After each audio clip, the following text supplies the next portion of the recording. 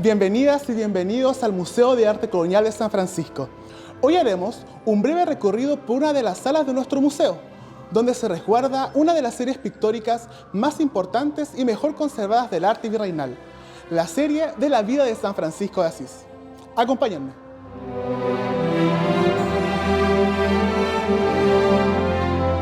Consta de 54 cuadros sobre la vida del padre seráfico y sus principales acontecimientos.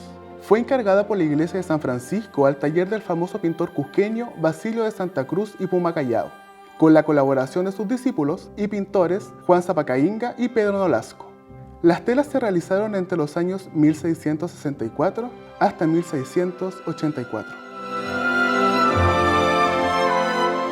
Antiguamente, la serie se encontraba ubicada en los pasillos del primer claustro del convento, protegidas por una estructura de madera, como se puede apreciar en los siguientes archivos. Fue en este lugar donde estaban expuestas las obras de la serie, en lo que hoy es uno de los pasillos del Museo Franciscano.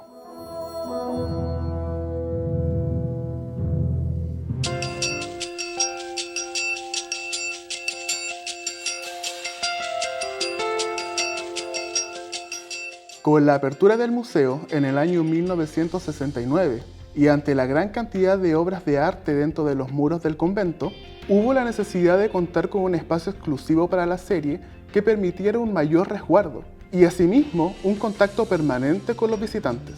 Finalmente, en 1981 se inaugura la Gran Sala, donde hasta el día de hoy se encuentra albergada la serie cusqueña. La primera obra que vamos a ver es El nacimiento de San Francisco. En este lienzo se relatan los hechos principales en torno al nacimiento de Francisco. En cada cuadro de la serie hay una cartela de texto en español antiguo, acompañada de un querubín, donde se explica la escena que está representada. La cartela de este cuadro dice lo siguiente: No puede parir doña Pica hasta ser llevada del ángel a un pesebre, donde nace Francisco entre un buey y un pollino. Pónele el ángel una cruz sobre el hombro izquierdo. Óyese en el aire músicas celestiales, estas voces: Paz, bonum, pax, bonum. Túrbase todo el infierno. Revela el ángel peregrino el nacimiento de San Francisco a Enoc y a Elías en el paraíso. En primer plano, vemos una figura alada sosteniendo a un niño entre sus brazos, que corresponde al arcángel Miguel y San Francisco recién nacido. El ángel con su dedo índice señala la cruz que tiene el niño en su brazo izquierdo, símbolo que vaticina la vida de sufrimiento y devoción que tendrá Francisco. Además de que fue la primera persona en recibir el misterio de la estigmatización. Dentro de la serie es notoria la correlación entre la vida de Jesús y la vida de San Francisco. Y esta pintura lo muestra con una escena similar al nacimiento de Cristo y la presencia de elementos como el establo, el buey, el pollino y la estrella de Belén, tal como aparecen en las Sagradas Escrituras. Un poco más arriba, dos querubines sostienen la filacteria donde se lee Pax Bonum, que significa paz y bien. Al fondo a la izquierda, se ven las puertas del paraíso custodiadas por Enoc y Elías, junto a un ángel. Estos personajes son los únicos que habitan el paraíso según la tradición cristiana, pues se encuentra vacío hasta la resurrección de Cristo, y solo están en él Enoc y Elías, pues ambos fueron arrebatados en vida. Una de las principales referencias para la realización de la vida de los santos o personajes bíblicos en la América virreinal fueron los grabados flamencos que traían algunos artistas aficionados del arte desde Europa. A mi izquierda podemos encontrar el lienzo Francisco reparte el pan a los pobres. La cartela de esta obra cita un breve extracto de la biografía del santo realizada por Fray Tomás de Celano. Dejando la mesa, coge el plato y el pan de su sustento y le da a los pobres. Siendo muy niño San Francisco, siéntase a pedir limosna en las puertas de las iglesias entre los pobres. La composición de la obra está dividida en dos escenas. A mi izquierda podemos encontrar la representación de la riqueza, en una mesa ricamente ataviada, con la familia de Francisco a su alrededor. El santo, que es solo un niño, se levanta de la mesa para dar su propio alimento a los pobres. Al fondo, una pequeña escena doméstica donde se ve una mujer preparando comida. A la derecha del lienzo, nos encontramos con la representación de la pobreza. Se observa a San Francisco niño pidiendo limosna en las puertas de una iglesia junto a otros mendigos, como presagio de su vocación religiosa. La distribución espacial de las pinturas posee problemas de perspectiva, lo que le otorga ciertos rasgos medievales. Ciertos autores señalan que Juan Zapacainga es el creador de esta obra, pues algunas características pictóricas, como la presencia de figuras alargadas, pequeñas escenas cotidianas, fondos urbanos, trajes con amplias mangas y variados encajes, son similares a otras obras de la serie adjudicadas al artista, como San Francisco y el Loco, El Sueño, San Francisco parte a la guerra, En la cárcel y El entierro. Este último firmado por Juan Zapacainga y con un estilo similar a los lienzos mencionados.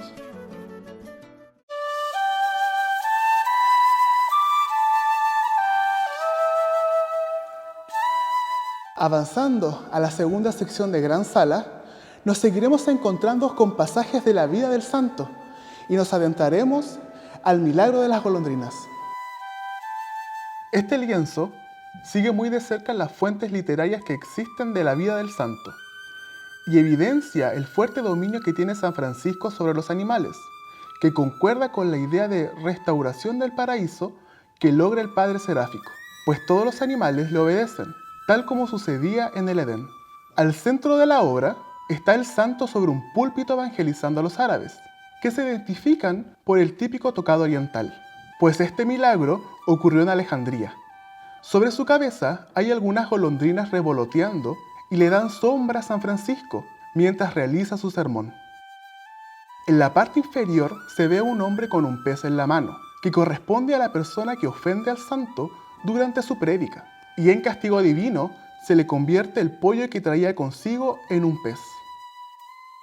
Al fondo, en pequeñas escenas se relata otro suceso ocurrido durante el discurso del santo, cuando un lobo arranca a un niño de los brazos de su madre y es rescatado por un ave, que lo devuelve sano y salvo a manos de su progenitora. En esta misma sección podemos encontrar uno de los momentos más importantes para la orden franciscana, en la obra Inocencio III aprueba la regla de la palabra. En este lienzo se habla sobre el inicio de la orden franciscana en el año 1209 con la aprobación papal, donde su fundador obtiene el permiso para predicar basado en la nueva forma de poner en práctica el Evangelio, que se convirtió en una gran reforma a la Iglesia con la premisa de llevar una vida lo más similar a Cristo. La escena hace referencia al sueño que tuvo el Papa Inocencio III, el cual fue el detonador principal para que ésta aprobara la regla de palabra a San Francisco y también a Santo Domingo. Se puede ver el gran contraste en el estilo de vida del Papa, comparado con el de los frailes fundadores, pues la reforma que hacen ambos santos a la Iglesia está basada precisamente en la austeridad. El consentimiento del Papa no es menor en aquella época, donde numerosos grupos y sectas nacían a diario, y algunos eran considerados herejes por la Iglesia, pues cuestionaban su autoridad. En cambio, San Francisco viaja a Roma para conseguir el permiso papal, siendo tradición la obediencia de la orden al Vaticano. El Papa, quien aparece a la derecha del lienzo, recostado en una ostentosa morada, debido a su fama de hombre de oración, se le representa junto a una custodia de la Eucaristía sobre una especie de oratorio. A la izquierda se aprecian los fundadores, Santo Domingo y San Francisco con sus hábitos correspondientes, sosteniendo la Basílica de Letrán que se derrumba, un vaticinio de la Reforma que harán ambos religiosos y que fue parte del sueño que tuvo el Papa la noche antes de la visita de ambos fundadores.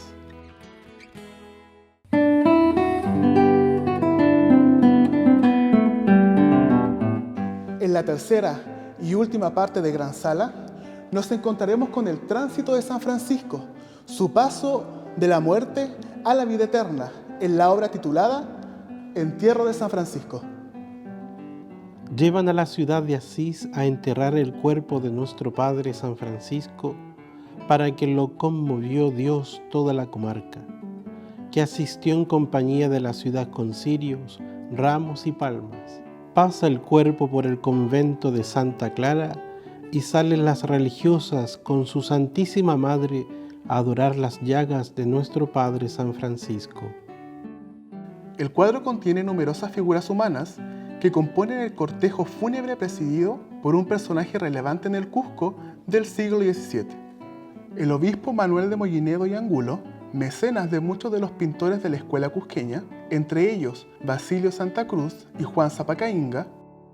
El religioso es acompañado por numerosos clérigos, caballeros y hermanos menores, quienes en conjunto avanzan hacia la clausura, donde están las hermanas clarisas apiñadas en la ventana de una habitación. El cuerpo de San Francisco está fuera del ataúd y es rodeado por Santa Clara y una de sus discípulas en actitud orante. El féretro es llevado por dos hombres. Uno de ellos muestra la cruz de la Orden de Santiago. Además lo carga un hermano menor y dos dominicos, que señala la estrecha relación de ambas órdenes religiosas gracias a sus fundadores. En segundo plano se representa la plaza con una estructura arquitectónica con muchas ventanas y en ellas personas siguiendo la procesión para despedir al santo. Este lienzo, junto a San Francisco castiga la desobediencia, son las únicas obras que están firmadas dentro de la serie. En este cuadro en particular está escrito: acabóse esta obra a fin de febrero de 1684, Juan Zapacainga, dejando claro la autoría de este gran lienzo. Esta serie es un claro ejemplo de cómo el arte de la época sirvió para difundir la vida de santos en Latinoamérica, a través de imágenes que contaran su vida, a manos de talentosos artistas cusqueños, que integraron comunidades de pueblos originarios que con gran habilidad trabajaron las técnicas europeas y plasmaron parte de su realidad en la representación de paisajes, fauna, flora y comida de sus tierras. Espero hayan disfrutado de este recorrido. Los dejo cordialmente invitados e invitadas a que nos sigan en nuestras redes sociales, Facebook e Instagram, Museo San Francisco Chile. Hasta una próxima ocasión.